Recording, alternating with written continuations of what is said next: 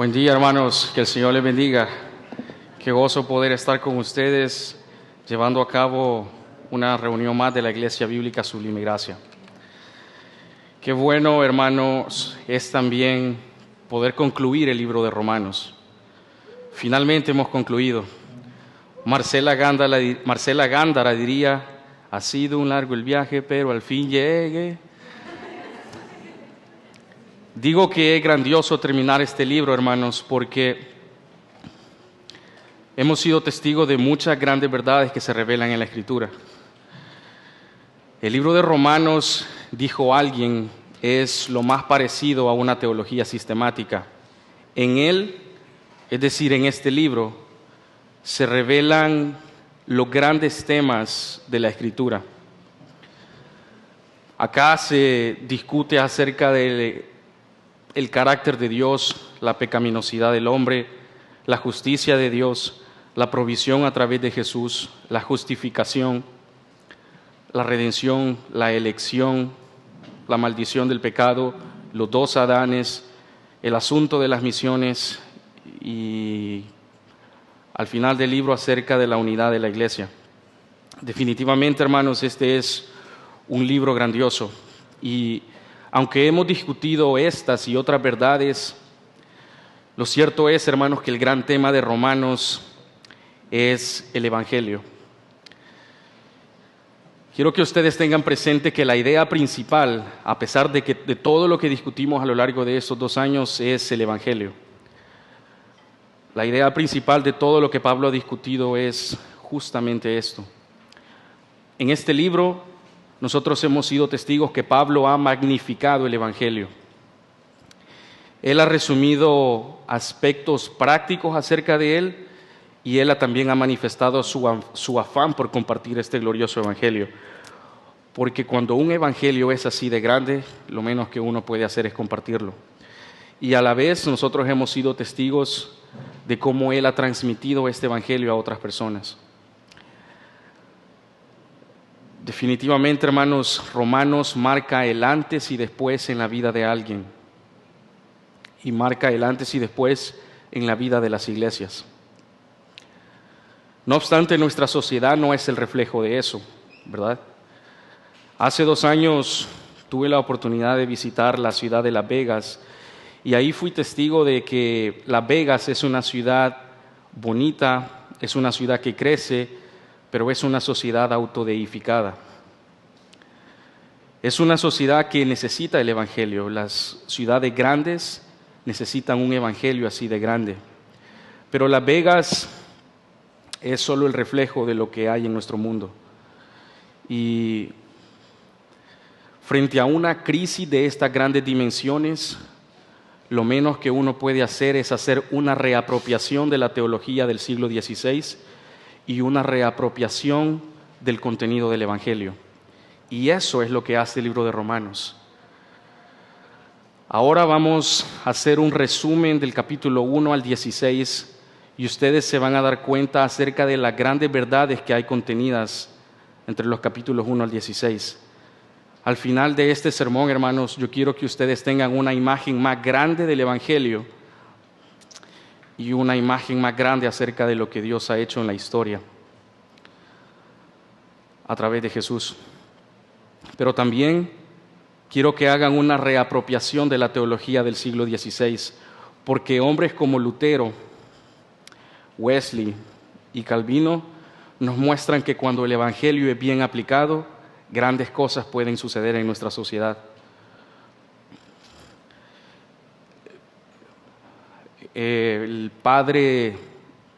Uno de los padres de la iglesia en el siglo IV dijo de que el libro de Romanos debería leerse al menos una vez a la semana. El doctor Agustín de Hipona dijo que gracias a un correcto entendimiento de él pudo conocer verdaderamente la imagen bíblica de Jesús. Lutero llegó a un correcto entendimiento gracias a eso. Calvino, en ese mismo sentido, pudo tener una teología más correcta acerca de lo que dice Dios en el programa de la salvación. Así que lo veamos en la forma que lo veamos, hermanos. El libro de Romanos es grandioso porque habla acerca de una sola cosa, el Evangelio. Romanos es la declaración más completa, más amplia de Pablo acerca del Evangelio. Ustedes vieron a lo largo de este tiempo de que acá hay condensadas afirmaciones acerca de la salvación y hay imágenes grandes acerca de lo que es la fe. En un sentido, Romanos funciona como un resorte en forma de espiral, es decir, cuando éste se aprieta, estalla y da vueltas en la cabeza. Así es el contenido de Romanos.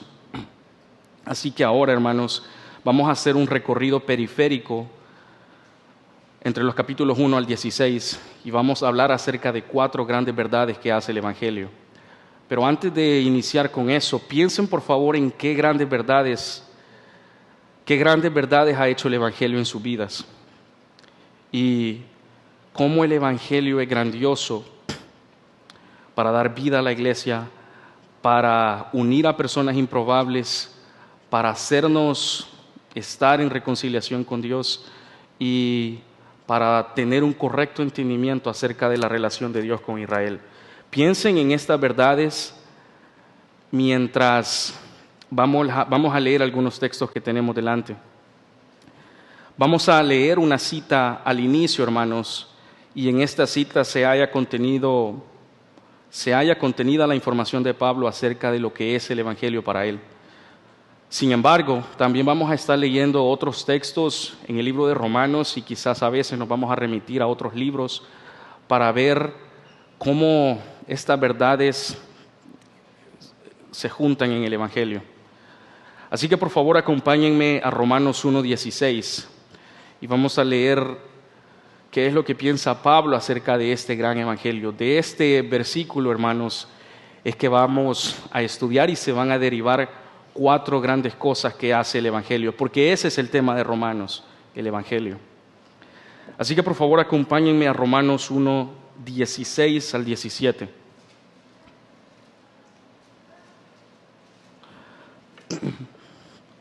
Romanos 1:16 al 17. Dice la Escritura, el poder del Evangelio. No me avergüenzo del Evangelio, porque es poder de Dios para la salvación de todo aquel que cree. En primer lugar para los judíos y también para los que no lo son. Porque en el Evangelio se revela la justicia de Dios que de principio a fin es por medio de la fe, tal como está escrito, el justo por la fe vivirá.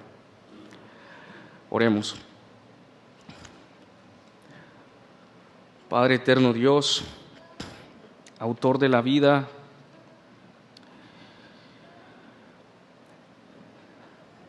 y autor de nuestra salvación, te damos gracias por darnos el privilegio de poder llevar a cabo el estudio de Romanos. Te damos gracias porque el libro de Romanos sigue estando tan vivo como lo estuvo en el siglo I y como lo estuvo también durante el periodo de la Reforma. Te damos gracias porque este libro ha sido la razón de la salvación de muchos. Y porque este libro ha marcado el antes y después en la vida de muchas personas y en la vida de la iglesia. Te damos gracias porque este libro, como otros textos de la Escritura, son vivos y eficaces. Y porque ellos siguen hablándonos en nuestro contexto y en nuestra época. Te damos gracias porque en él hayamos contenido verdaderamente el contenido del Evangelio.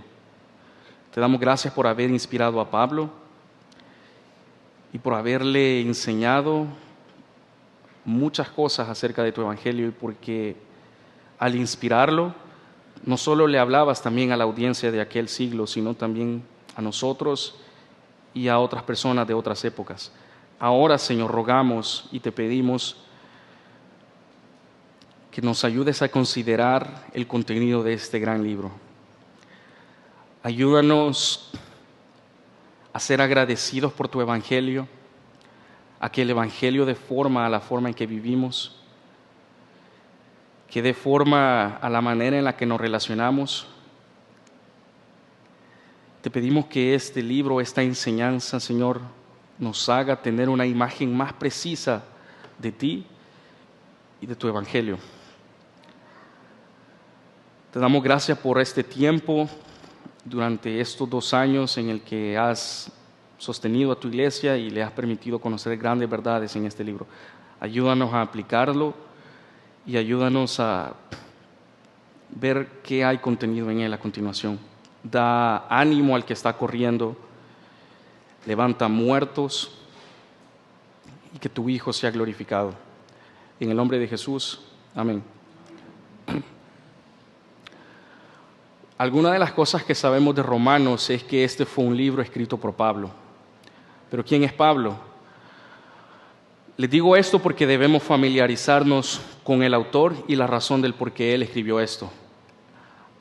Sabemos que el autor fue Pablo porque él da una declaración de eso en el capítulo 1.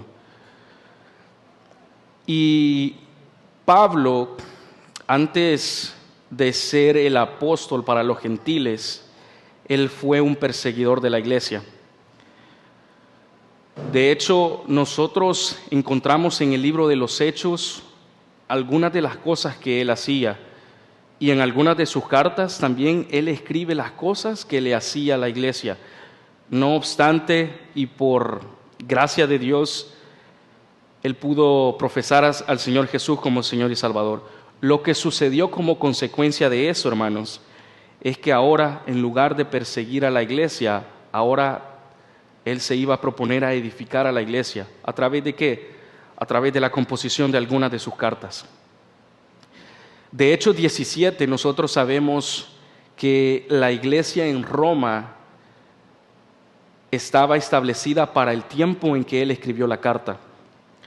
Lo más probable es que la iglesia en Roma fue plantada gracias al esfuerzo de algunos misioneros que probablemente estuvieron presentes en el día de Pentecostés. Así que mientras Pablo escribe esta carta, él todavía no la había visitado, pero había escuchado cosas bien particulares acerca de esta iglesia. Así que el ministerio de Pablo se enfatizaba en plantar iglesias, pero también en edificar a iglesias a través de la promoción del Evangelio y las cosas que se derivan de él. Así que lo que sucede es que esta iglesia que ya estaba plantada es sacudida por la persecución. Me explico. En el libro de Hechos también se dice de que Claudio, el emperador de Roma, expulsó a los judíos que habitaban esa zona. Y 5 años después, estos judíos vuelven, pero al volver ellos se encuentran que la iglesia que habían dejado 5 años atrás estaba siendo liderada y también estaba siendo asistida por gentiles, es decir, personas no judías. Así que lo que sucede es que estos judíos que tenían una idea acerca de cómo liderar la iglesia, entraron en conflicto con estos que ya estaban liderando la iglesia. Algunos de los problemas que se derivaron de eso es que no se podían poner de acuerdo respecto a si guardar o no la Torá. No se podían poner de acuerdo respecto a qué comer o no comer, respecto a qué día guardar y no guardar, respecto a qué creer acerca del mismo Señor Jesús. Así que eso fue lo que motivó a Pablo a escribir el libro de Romanos.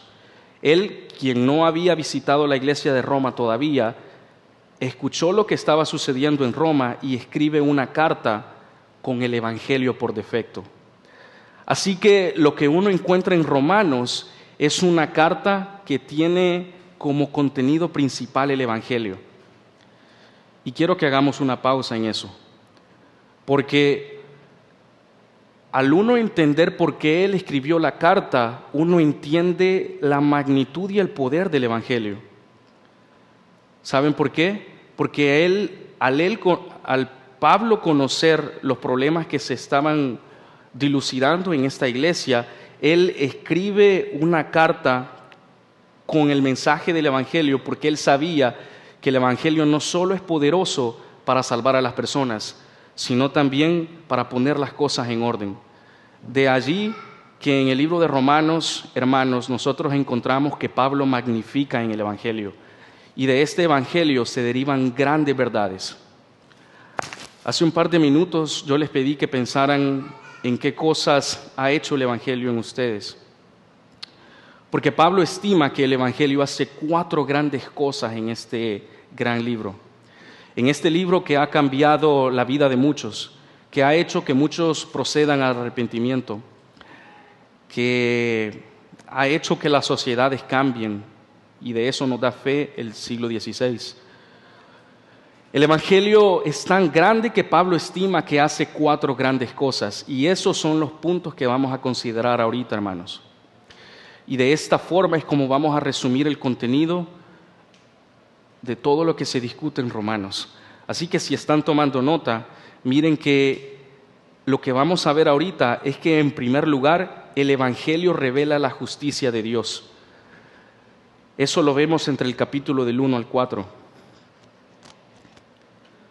El Evangelio revela la justicia de Dios, capítulo del 1 al 4. Pero Pablo también dice de que el Evangelio crea una nueva humanidad. Y de eso él habla en los capítulos 5 al 8. Él añade que el Evangelio cumple la promesa de Dios a Israel entre los capítulos del 9 al 11. Y por último, él va a discutir acerca de que el Evangelio unifica a la iglesia entre los capítulos 12 al 16. Así que en general, el Evangelio hace 4 grandes cosas. Revela la justicia de Dios, crea una nueva humanidad, cumple la promesa de Dios a Israel y unifica a la iglesia. Esta carta está diseñada para tener 4 movimientos principales, y son los que les acabo de comentar, pero también está unificada como una gran exploración acerca del Evangelio. Oro, hermanos, que al final de este sermón nosotros podamos tener una imagen más grande del Evangelio y que veamos que el Evangelio no solo es poderoso para salvar, sino también para dar forma a la manera en la que nosotros vivimos nuestras vidas.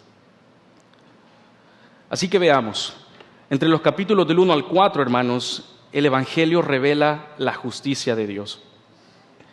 Al inicio ya les comenté de que Pablo se abre paso presentándose a sí mismo como un apóstol para difundir el Evangelio. Es lo que leímos básicamente entre el versículo 16 y 17 del capítulo 1. Y este mensaje que anuncia no es más ni menos que Jesús, el Hijo del Dios viviente. Así que lo que él dice es que la humanidad está desesperadamente perdida y no puede tener comunión con Dios debido a su pecado. Él comienza narrando acerca de quién es Él, comienza narrando acerca del poder del Evangelio, pero también comienza hablando en este primer apartado acerca de que la humanidad está desesperadamente perdida. Un recorrido por los libros del Antiguo Testamento nos hacen ver de que eso es cierto. De hecho, al solo iniciar la Biblia, uno encuentra muchos problemas. Primero la caída, después un fratricidio, después una inundación. Todas estas cosas como si no fueran motivo de alarde. Y algunos ven algunos relatos del libro de Génesis como un cuento de buenas noches. Pero yo les aseguro que algunos de esos relatos, como la historia del diluvio, no tienen nada que ver con una siesta o con un cuento antes de ir a dormir. De hecho, tienen la intención de convencer al lector de que está desesperadamente perdido y que no puede tener reconciliación con Dios. Y el libro de Génesis termina narrando y hablando acerca de una simiente. Y aunque en ese momento no se entienda específicamente qué es, el resto de los demás libros van a darnos una idea más completa de lo que sucede. Pero el libro de Génesis y en general el Antiguo Testamento terminan con una profecía que todavía no ha sido cumplida. Y Pablo en los primeros capítulos de Génesis, hermanos, hace un recuento largo y significativo de Génesis 3 al 11. En esta porción de la Escritura, él dice de que todos han quedado atrapados en una espiral de pecado. El corazón y la mente humano están rotos y que nos hemos alejado de Dios para abrazar la idolatría. Y que encontramos deleites en la suprema adoración de nosotros mismos y en la suprema adoración de las cosas creadas. Así que cuando uno lee Romanos del 1 al 4, uno encuentra muchas similitudes con lo que sucedió en Génesis, porque la intención de Pablo es recordar a sus lectores que la caída descrita en el libro de Génesis es una realidad que sigue estando presente mientras él escribía esta carta, y que todavía sigue estando presentes para aquellos que no han depositado su fe en Jesús. Así que él comienza a hablar acerca de la justicia, y él habla de la justicia en dos términos, que es de lo que se trata el apartado 1, que el Evangelio revela la justicia de Dios. En primer lugar, Pablo dice respecto a la justicia de que esta es un atributo de Dios y que Dios para nada va a tener compasión del impío. No hay algo así como personas inocentes, y que no es que las personas buenas vayan al cielo. La justicia de Dios es aplicada y debe ser efectiva para todos aquellos que han pecado delante de un Dios santo y delante de un Dios justo. Pero Pablo también habla acerca de la justicia en otros términos, al decir de que Dios es justo para cumplir sus promesas. Él también recuerda en este punto lo que sucede con Abraham. Y ahora él habla de otro término entre el capítulo 1 y el 4. Él habla acerca de la justificación y de lo que sucede con Abraham. Fíjense de que mientras él narra todo esto, los lectores probablemente estén pensando: bien, Pablo, me gusta lo que dices, dale duro a esos gentiles. Porque en la mente de los lectores judíos, lo que Pablo estaba diciendo era aplicado exclusivamente para los gentiles. Así que él se prepara para esa objeción y dice: no tan rápido, porque todos han muerto y todos están destituidos de la gloria de Dios. Todos han pecado y todos a la verdad son inútiles. Una de las cosas más geniales del libro de Romanos, hermanos, y que comenzamos a ver desde el capítulo 1 hasta el 16, es que Pablo realiza preguntas retóricas y Pablo se prepara a la objeción de sus oyentes. Él piensa por adelantado en lo que sus afirmaciones pueden tener como consecuencia. Así que él da respuesta a esas preguntas retóricas, y entre el capítulo 1 y el 4 él dice de que no es cierto, que solo los gentiles van ciertamente a perecer, sino que tanto judíos como gentiles, todos están destinados a una eternidad sin Dios. En ese sentido, Pablo coloca en el banquillo de los acusados a todas las personas de todas las edades, de todas las razas. Y Dios, quien es el juez universal y que es justo, va a dictaminar una sentencia a toda esta humanidad. Eso tiene como consecuencia que él ahora hable acerca de la justicia y que, como les dije ya, él hable acerca de la justificación. Y para eso él va a contar algo de lo que sucedió en el libro de Génesis. Por favor, acompáñenme en este punto, hermanos, al libro de Génesis, capítulo 15, versículo 6.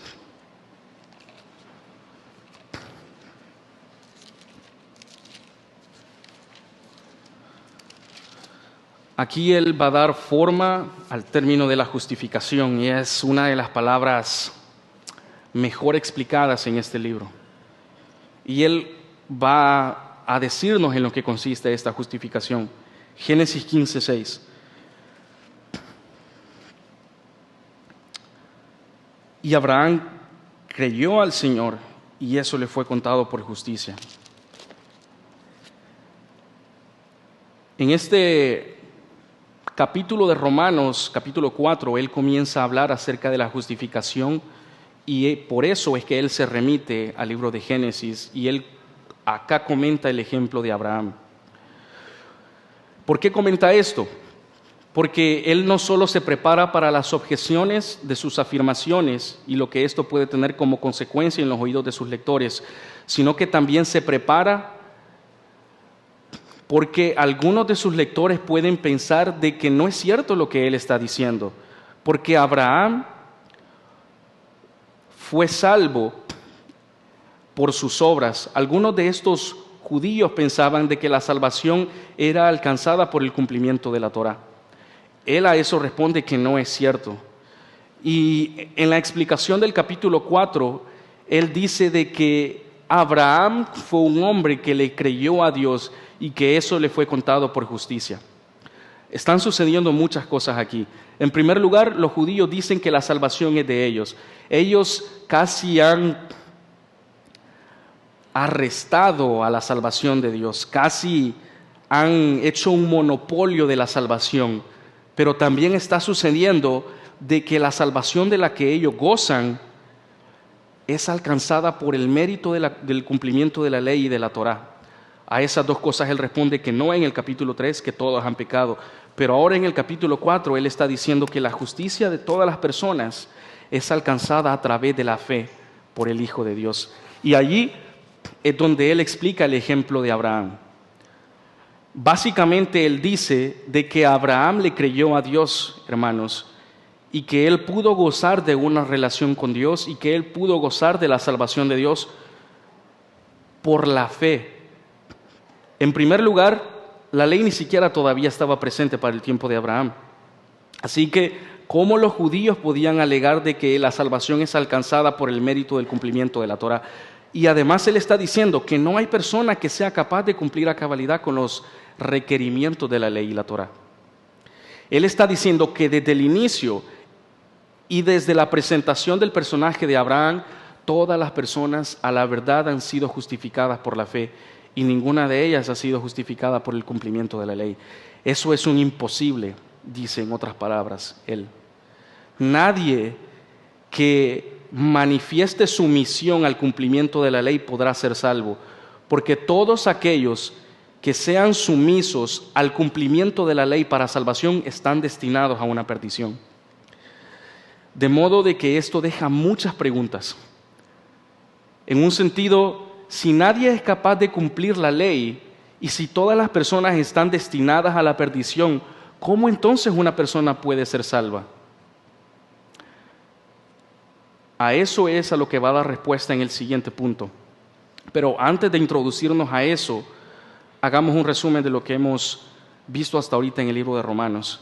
En primer lugar, nosotros hemos visto de que toda la humanidad está irremediablemente perdida y está destinada a una perdición y que necesita ser rescatada porque no hay persona que pueda guardar la ley, porque no hay persona que pueda ser salva por el cumplimiento de la ley. Pero que ese rescate no va a ocurrir porque las personas tengan un buen corazón. Así que aquí, en el primer apartado, entre el capítulo 1 y el 4, se manifiesta el carácter de Dios y la pecaminosidad del hombre. Y nos da una idea de lo que va a suceder en adelante. Nos va a mostrar de que Dios ha salvado a las personas a través del mérito de su Hijo y que ha salvado a personas de diversas nacionalidades, de diversas culturas, y que Dios en Jesús ha hecho un nuevo pueblo, no compuesto de judíos, ni compuesto solo de gentiles, sino que ha hecho una nueva creación a través de personas de todas las razas y de todas las etnias. Por eso, en el apartado 2, nosotros vemos que Pablo dice que el Evangelio crea una nueva humanidad. Y es lo que ahorita vamos a ver entre el capítulo 5 al 8. El Evangelio crea una nueva humanidad. Así que después de mostrar él en los primeros capítulos, hermanos, que la familia de Dios está compuesta por personas de todas las etnias y de todas las naciones, Pablo está afirmando al mismo tiempo de que estas personas van a gozar de una nueva humanidad. Pablo comienza en el capítulo 5 hablándonos acerca de un nuevo tipo de humanidad. Déjenme hacerles un recordatorio de lo que estudiamos hace algún tiempo. En el capítulo 5 se habla acerca de dos realidades, la del primer Adán y la del segundo Adán. El primer Adán falló de manera estrepitosa en su intento de cumplir lo que Dios exigía de él. El primer Adán falló de manera estrepitosa en gozar de una relación fiel con Dios. De hecho, en el capítulo 5 se menciona de que este primer Adán condenó a toda la humanidad, pero que las demás personas, como consecuencia de eso, no deben escudarse en decir yo soy pecador porque mi padre Adán pecó. Aunque a la verdad, este primer Adán fue el pionero para que todas las demás personas estuvieran condenadas. Pero eso no quiere decir que nosotros no seamos responsables de lo que hagamos, porque somos pecadores por elección y por naturaleza. Pero él continúa hablando acerca de este Adán y le hace ver a la gente, le hace ver a sus lectores que tampoco la salvación puede ser alcanzada por este primer Adán.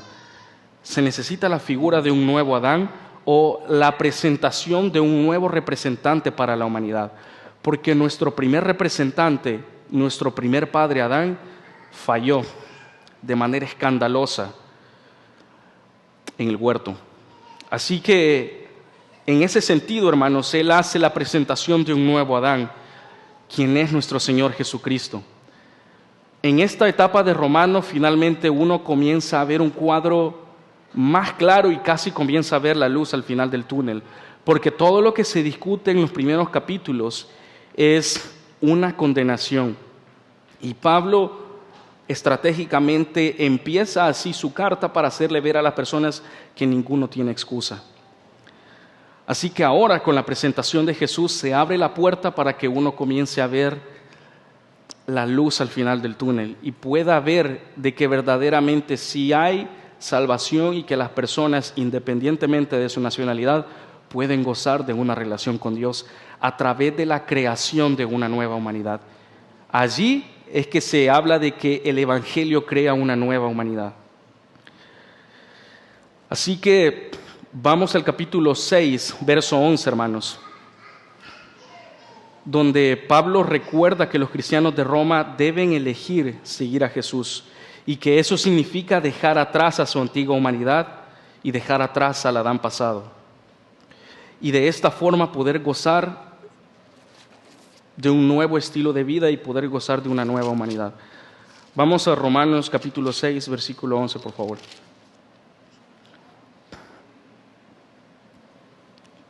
Dice, así también ustedes considérense muertos al pecado, pero vivos para Dios en Cristo Jesús, nuestro Señor. Aquí, hermanos, uno ve que una persona que confía en Jesús es una persona que se une a la vida de Jesús. Todas las personas que se ven identificadas con Adán para salvación están destinadas a la perdición. Pero todas aquellas personas que se identifican con la vida de Jesús son candidatos a poder gozar de una comunión con Dios y a poder gozar de una relación con Dios. Sin embargo, a pesar de que todo esto suena bien, todavía tenemos un problema. Y es que si al final el plan de Dios para la humanidad es que las personas gozaran de la salvación a través de la persona de Jesús, ¿cuál era el propósito de la ley? Si la ley nos salva, si la ley no nos hace aceptos delante de Dios, y si simplemente la ley es un medio para que las personas se condenen, ¿para qué sirvió entonces la ley? A eso él responde algo en el capítulo 7. Y él pregunta en este pasaje, ¿cuál era el punto entonces de que Dios diera la ley a Israel? Lo que nos hace ver Pablo es que la ley fue necesaria, hermanos, y no estamos desprestigiándola. No vengo a hablarles acerca de desprestigiar la ley en este respecto, pero lo que nos hace ver Pablo es que la ley fue el medio para que nosotros viéramos nuestra condición de pecado. En otra parte de la Escritura se dice de que la ley fue el ayo. En otras palabras, fue el maestro quien nos condujo a Jesús. Algunos se refieren a la ley como un espejo. Es decir, la ley frente a nosotros nos hace ver verdaderamente quiénes somos y nos hace ver lo que no deberíamos ser en comparación, lo que deberíamos ser, pero que no somos si nos comparamos con ella. La ley, hermanos, en otras palabras, nos hace ver cuán necesitados estamos de una justicia mayor, porque no hay persona que pueda cumplir a cabalidad la ley. No ha habido persona desde Adán hasta el tiempo que se escribió Romanos, y de Romanos hasta la época, no hay. Los papas son una imitación barata de eso. Los que se autocalifican como los representantes de Dios en la tierra son una copia barata de eso también. No ha habido persona que ha sido capaz de cumplir la ley. No hay beatos, no hay santos, pero sí podemos encontrar la salvación a través de la justicia de Jesús. Y eso es lo que él habla en el capítulo 7 acerca del propósito de la ley. Hermanos, ni siquiera piensen en guardar la ley para salvación. No les estoy diciendo que no la guarden en obediencia, les estoy diciendo que no la guarden para gozar de la salvación de Dios, porque no hay persona que sea capaz de hacer eso. Nosotros obedecemos a la ley de Dios, a sus preceptos, sus mandamientos y sus palabras por amor, como consecuencia, como resultado de lo que Él ha hecho en nosotros. Pero no lo hacemos para ganarnos el favor de Dios. Y en eso fallaron los judíos. Ellos veían a su relación con Dios en una especie de tratado de señor y vasallo.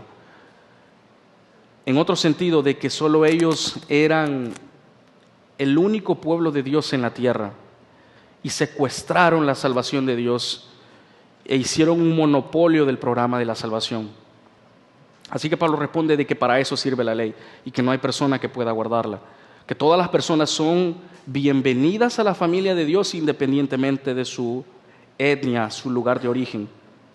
Y lo que nosotros vemos en este argumento que él presenta es que cuanto más leyes se le daban a Israel, más fallaron en cumplirlas. Incluso cuando Dios les dio reglas específicas a ellos para que las obedecieran, eso no solucionó el problema del corazón.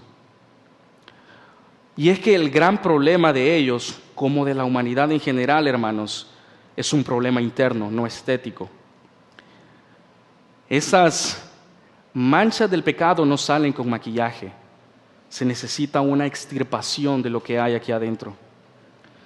Se necesita el injerto de una nueva mente y de un nuevo corazón. El gran problema del ser humano no es estético. Por eso Pablo dice en esta parte de que cuanto más leyes se le daban, más fallaron ellos. Porque en el análisis final, el gran problema del ser humano es un asunto interno y nada tiene que ver con hacer obras vestidas de justicia.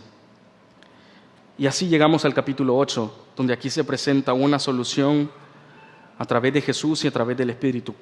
Aquí es donde llegamos al gran capítulo 8 de Romanos.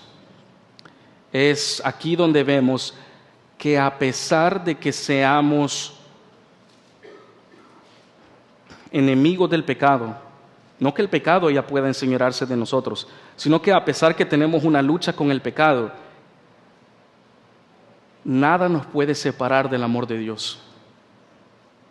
Ni ángeles, ni principados, y ni la lista que Él dice en ese capítulo. A pesar de que nosotros todavía lidiemos con el problema del pecado, nada puede separarnos del amor de Dios que hay en Cristo Jesús.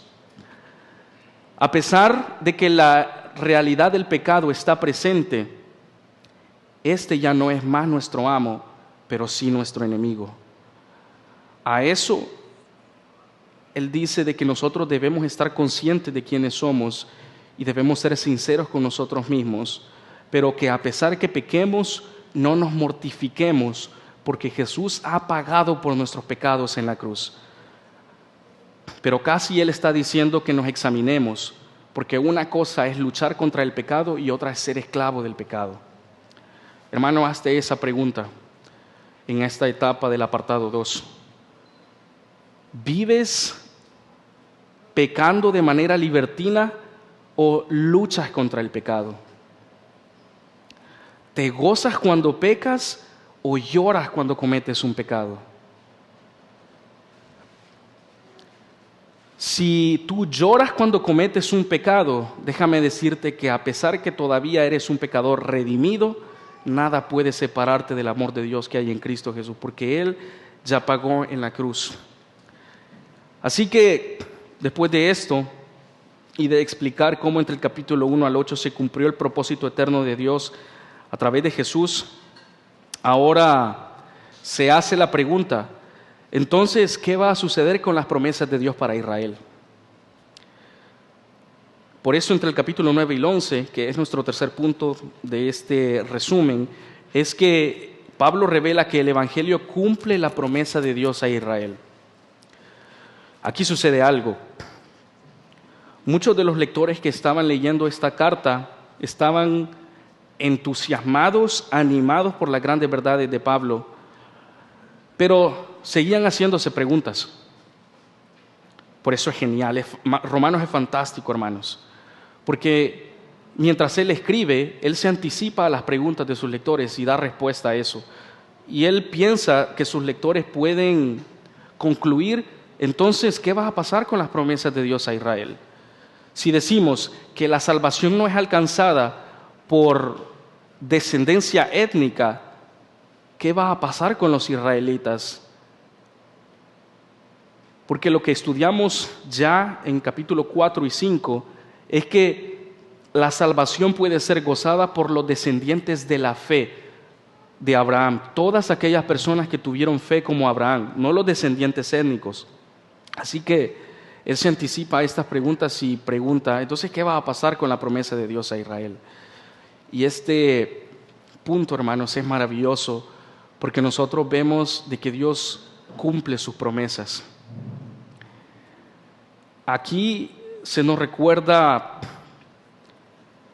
que el simple hecho de ser un israelita étnico, un descendiente físico del linaje de Abraham, nunca se ha convertido automáticamente en un sinónimo para gozar de la salvación.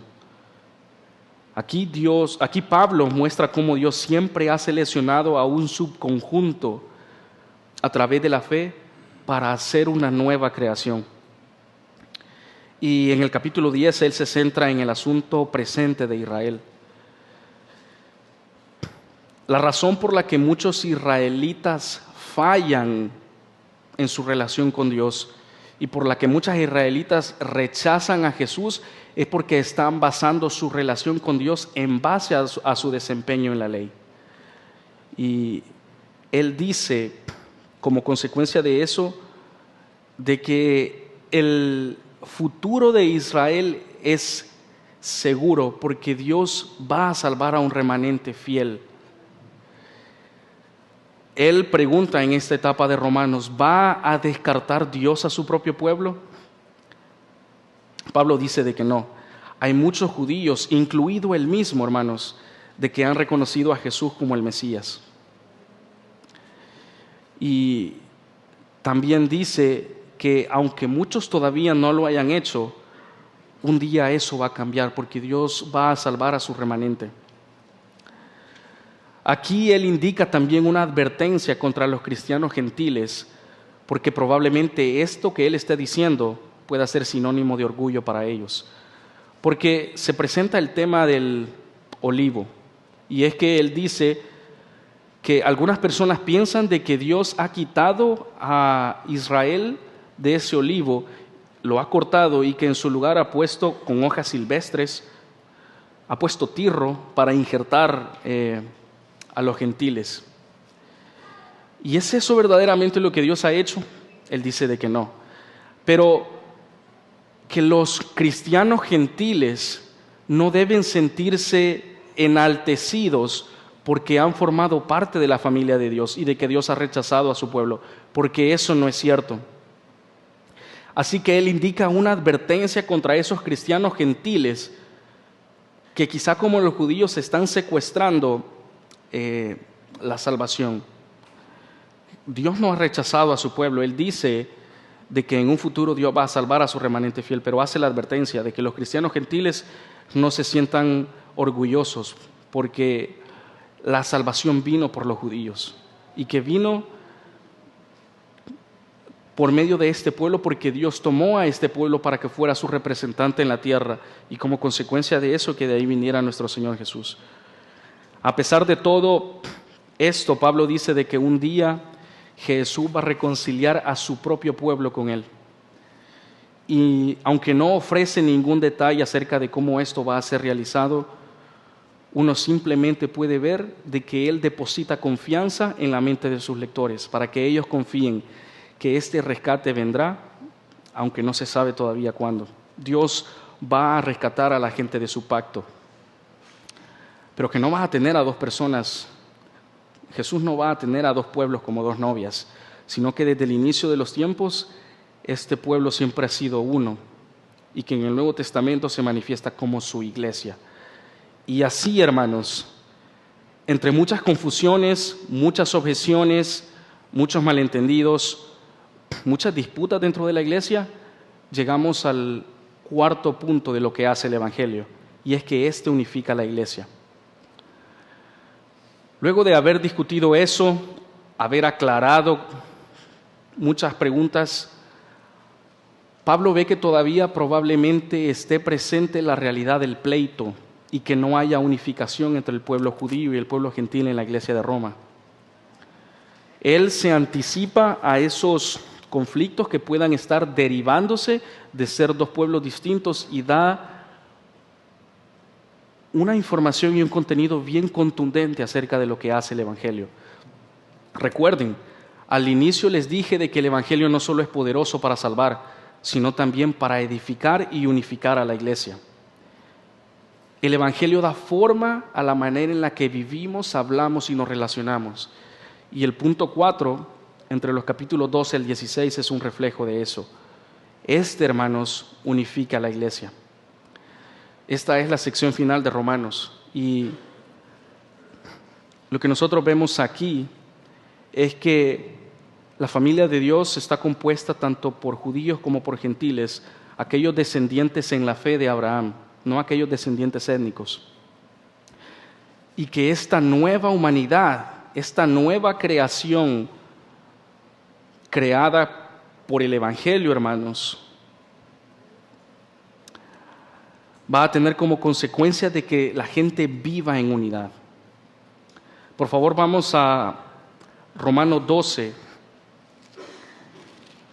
Romanos 12 y leamos los versículos del 9 en adelante. Y miren lo que dice él respecto a la unidad en la iglesia, debido a que estaban sucediendo conflictos, ya que cuando dos etnias o nacionalidades se unen para adorar a Dios, a veces el conflicto es inevitable. Cuanto más cuando se trata de judíos y de gentiles. Así que en el capítulo 12, versículos 9 en adelante, él dice: nuestro amor debe ser sincero. Aborrezcamos lo malo y sigamos lo bueno. Amémonos unos a otros con amor fraternal. Respetemos y mostremos la deferencia hacia los demás. Si algo demanda diligencia, no seamos perezosos. Sirvamos al Señor con espíritu ferviente. Gocémonos en la esperanza, soportemos el sufrimiento, seamos constantes en la oración. Ayudemos a los hermanos necesitados, practiquemos la hospitalidad, bendigamos a los que nos persiguen y bendigamos y no maldigamos. Gocémonos con los que se gozan y lloremos con los que lloran. Vivamos como si fuéramos uno solo, no seamos altivos, sino juntémonos con los humildes. No debemos creernos más sabios que los demás. No pagamos a nadie mal por mal, procuremos hacer lo bueno a los ojos de todo el mundo.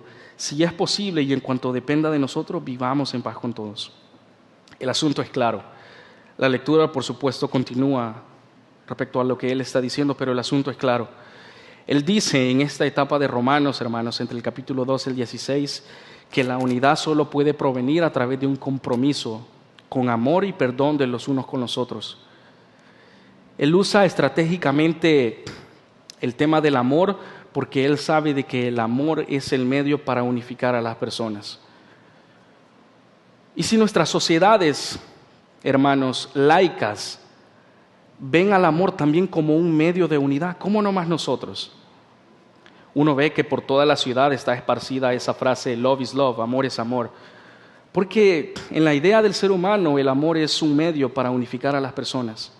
Así que él utiliza estratégicamente el tema del amor, el tema del perdón, para unificar a esta iglesia dividida y hacerlo ver de que ellos son uno solo en Jesús y que el Evangelio no solo es poderoso para salvarlos, no solo es poderoso para hacer de dos pueblos uno, sino que también es poderoso para dar forma a la que ellos se relacionan. Y a pesar de que en los capítulos 14 y 15 se hablan acerca de disputas de la alimentación, acerca de observar el sábado, la conclusión de él es que el Evangelio unifica a la iglesia. Finalmente Pablo termina este libro, hermanos, elogiando a una hermana llamada Febe. También hablándonos algo acerca de Tercio, que fue el que escribió la carta. Nos habla acerca de sus colaboradores, acerca de sus amigos y acerca de cómo todas las personas cumplen un propósito en la misión de la propagación del Evangelio. Pablo cierra este capítulo, hermanos, haciéndonos ver de que el Evangelio es más grande de lo que nosotros pensamos. Todas estas piezas encajan en una obra maestra llamada Evangelio. Pablo se ha dedicado, hermanos, a explicarnos qué es lo que hace el Evangelio en la vida de las personas. Piensa, hermano, por un momento en las 4 cosas, los 4 movimientos principales que se discuten en Romanos, esos que acabamos de discutir. Y piensa si esto es una realidad en tu vida. Tú ves que el Evangelio revela la justicia de Dios. Tú ves que el Evangelio ha hecho una nueva creación de ti. Tú ves que el Evangelio cumple la promesa de Dios a Israel. Y tú ves que el Evangelio unifica a la iglesia. Si es así, tú gozas, hermano, de una correcta relación con Dios y de una correcta teología. Así que, ¿cómo todo esto tiene sentido en la vida práctica? ¿Ahora qué? ¿Qué hacemos con todo lo que acabamos de leer? Lo que acabamos de estudiar. Vimos mucho contenido teológico. Vimos muchas, hermanos, derivaciones de lo que hace el Evangelio. Pero mañana tenemos que ir a trabajar. El mes siguiente hay deudas que pagar. Todavía estamos peleados con nuestro hermano. Así que, ¿por qué Romanos si su teología es relevante a la vida? No hemos discutido una clase de Nuevo Testamento, ni hemos hecho un recorrido del Antiguo Testamento como clase tampoco. Así que, ¿qué tiene de relevante todo esto? Yo veo, hermanos, que Romano hace grandes cosas en la vida de nosotros. Y podemos aplicarlo en el siguiente sentido. En primer lugar, Romanos nos enseña, hermanos, que debemos vivir vidas que comprendan nuestra posición delante de Dios. Romanos definitivamente está interesado en explicar la justicia de Dios en el Evangelio. Es una justicia que nos falta, pero es una justicia provista a través de Jesús. Esta justicia de Jesús que es dada a los pecadores, hermanos, satisface la ira de Dios. Y lo único que puede lograr esto nuestro Señor Jesús es hacernos aceptos delante de Dios. Así que, hermanos, vivamos recordando de que hemos sido justificados en Jesús. ¿Saben por qué? Porque cuando uno a veces se levanta en la mañana, todavía se siente culpable de lo que hizo en el pasado y de lo que se arrepintió ya. Y se siente culpable y se hace sentir desmerecedor de la gracia y del perdón de Dios. Así que Romanos hace un esfuerzo grande en hacernos comprender nuestra posición delante de Dios. Escucha, hermano, tu posición delante de Dios ya no es la de un pecador impenitente, sino la de un pecador redimido. Al inicio hablamos acerca de esta lucha que existe con el pecado en la vida de las personas cristianas. Ciertamente, tú lidias con el pecado, pero si tú has depositado tu fe en Jesús, el pecado no es más tu amo ni Señor, sino tu enemigo. Así que cuando mañana te sientas culpable o recuerdas algo que hiciste en el pasado y ya pediste perdón y te arrepentiste de eso, vive recordando y comprendiendo tu posición delante de Dios. No eres más un pecador impenitente, sino un pecador redimido y que está siendo progresivamente santificado por el poder del Espíritu de Dios. Además, Romanos nos hace ver, hermanos, que debemos esmerarnos en la santidad. Los creyentes no solo son justificados por la fe, sino que los creyentes, hermanos, también son santificados.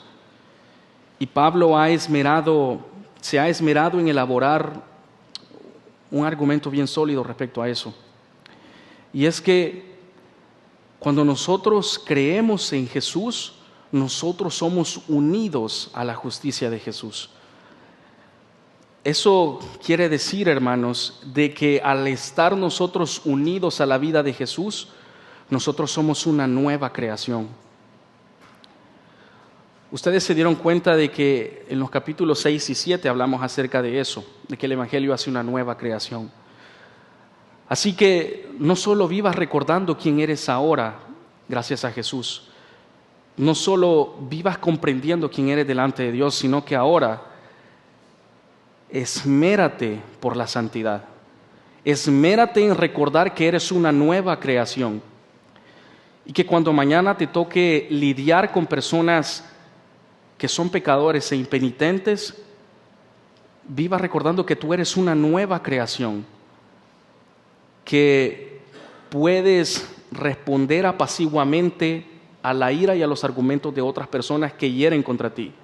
Cuando mañana tengas que lidiar con otro jefe y compañeros fastidiosos, recuerda que tú eres una nueva creación y esmérate en la santidad. Además, hermanos, Romanos nos hace ver que la familia diversa de Dios es un reflejo de su grandeza. Dios no es el ser de un solo pueblo. Dios no tiene favoritos tampoco, porque hay gente que cree que sí. Dios es el Dios de los judíos como de los gentiles, o en otras palabras, el Dios de una nueva creación. Así que cuando veas la diversidad, hermano, en la vida de la iglesia, alégrate y mira eso como un reflejo de la grandeza de Dios. Mira a tu alrededor. Mira que en el mismo lugar en el que nos reunimos podemos estar sentados salvadoreños, colombianos, dominicanos, puertorriqueños, nicaragüenses, venezolanos. Mira cómo la familia de Dios es diversa y cómo eso es un reflejo de su grandeza. Mira cómo el Evangelio une a personas improbables y cómo aquí podemos estar sentados de manera armoniosa y de manera pasiva. Solo el Evangelio puede hacer eso. Además, hermanos, yo veo que en Romanos se nos da una correcta instrucción acerca de ponderar la importancia del Evangelio. En ese sentido, oremos por entender la brevedad de la vida y comprender la importancia del Evangelio. Miren, hermanos, todo lo que hay en este mundo un día va a ser derribado. Las grandes metrópolis como Las Vegas, Los Ángeles, Miami, Nueva York, el Medio Oriente, todas esas grandes metrópolis, todo lo que hay físicamente aquí un día va a ser derribado. Y las personas feas un día van a tener un cuerpo glorificado. Las personas bellas un día van a ser feos. Las personas delgadas un día van a perecer, las personas gordas van a morir, la belleza estética un día se va a esfumar. Nuestra inteligencia desempeñada en el trabajo y en otras disciplinas un día se va a esfumar. Todo, absolutamente todo va a ser derribado. Oremos, hermanos, por entender la brevedad de la vida y en ese sentido ponderar la importancia del Evangelio. Oremos, hermanos, por entender que todo se va a esfumar y cómo Romanos nos hace ver que si solo hay una cosa que atesorar, sea atesorar el Evangelio. Todo un día se va a esfumar, hermanos, si atesoramos algo, que sea el Evangelio. Oren por entender la brevedad de la vida y ponderen la importancia del Evangelio. Por último, hermanos, Romanos nos enseña que debemos vivir en obediencia y a vivir en unidad. Ustedes vieron que entre el capítulo 12 al 16 se hablaron acerca de las implicaciones del Evangelio. Debido a todo lo que Pablo ha dicho entre el capítulo 1 y el 11, y debido a que todo eso es verdad, los cristianos pueden presentar sus cuerpos como sacrificio vivo. Debido a lo que él ha discutido acerca del Evangelio y cómo este es poderoso para cambiar a las personas, los cristianos pueden tener una mente renovada y un nuevo corazón. Así que aquellos que son creyentes y están unidos a Cristo, hermanos, deben comportarse de manera distinta al comportamiento del mundo. Vivamos en obediencia y vivamos en unidad, porque esa es la voluntad de Dios para su pueblo. Recordemos las amistades y démosle la importancia que merecen. Oremos por las personas que han estado con nosotros, por las personas que nos animan y nos recuerdan el Evangelio, por las personas que señalan nuestro pecado. Oremos por las personas que están luchando contra el pecado. En general, hermanos, que seamos una comunidad de fe que sea el reflejo de que ahora es una nueva creación. Y así es como todas estas piezas encajan en el gran tema del Evangelio. Así que de esto se trató el resumen de Romanos, hermanos. Oremos. Padre eterno Dios, gracias por el tiempo que nos has permitido estudiar Romanos. Gracias por las verdades que hemos visto que se derivan de tu glorioso Evangelio. Gracias, Señor, porque tu Evangelio es poderoso para salvar a las personas, pero también es poderoso para dar forma a la manera en la que vivimos. Gracias por tu Hijo. Gracias porque este es nuestro representante delante de ti. Gracias porque cuando nosotros nos unimos a Él, su justicia nos es atribuida a nosotros. Gracias porque tu Hijo ha satisfecho tu ira y porque Él es nuestra justicia. Gracias porque has hecho una nueva creación a través de Él. Gracias porque tu Evangelio nos hace ver que tú vas a cumplir la promesa de Dios a Israel. Y gracias porque tu Evangelio unifica y adorna la iglesia. Por favor, Señor, ayúdanos a considerar este estudio de Romanos y a recordarlo todos los días de nuestra vida. Por favor, ayúdanos a ver de que este es un tesoro de incalculable valor y que a pesar que ahora terminamos Romanos, siempre es una fuente de infinitas verdades y que cuando la próxima vez que vayamos a Él y acudamos a Él, vamos a encontrar algo nuevo y vamos a deleitarnos de nuevo en la gloriosa verdad de tu Evangelio. Gracias por este tiempo, esos 2 años estudiando el libro de Romanos, y ahora, Señor, ayúdanos a aplicarlo y a ver que tu Evangelio es más grande de lo que imaginamos. Ayuda a tu iglesia y que tu Hijo sea glorificado. En el nombre de Jesús. Amén.